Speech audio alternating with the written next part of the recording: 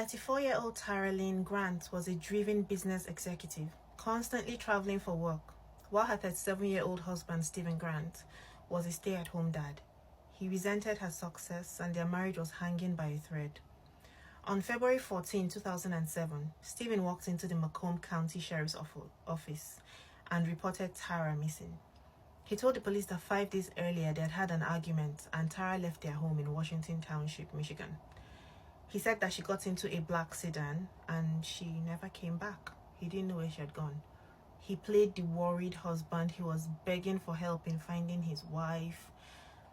But something was off. Something was off about Stephen. Investigators noticed inconsistencies in his story. His behavior was odd. He gave long-winded interviews to the press, ranting about how the police were harassing him. And then there was the smell. People who visited the Grant home reported a terrible, rotten odor coming from the garage. What was that smell? Nobody could figure it out. On March 2nd, 2007, police got a warrant to search the property. And what did they find? A plastic bin containing a dismembered human torso. Stephen Grant had been living in the house, sleeping just a few feet away from his wife's remains. Realizing the walls were closing in, Stephen fled. He sparked a 2-day manhunt that ended when he was found hiding in Wilderness State Park, freezing and barely conscious. He had apparently tried to unalive himself.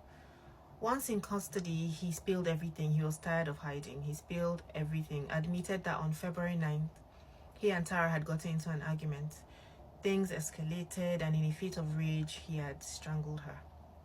Panicked, he left her body in their home for over 24 hours before taking it to his father's tool and die shop.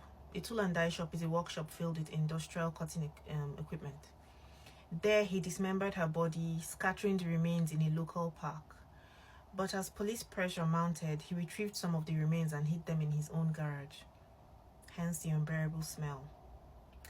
In December of 2007, Stephen Grant was convicted of second-degree unaliving and sentenced to 50 to 80 years in prison.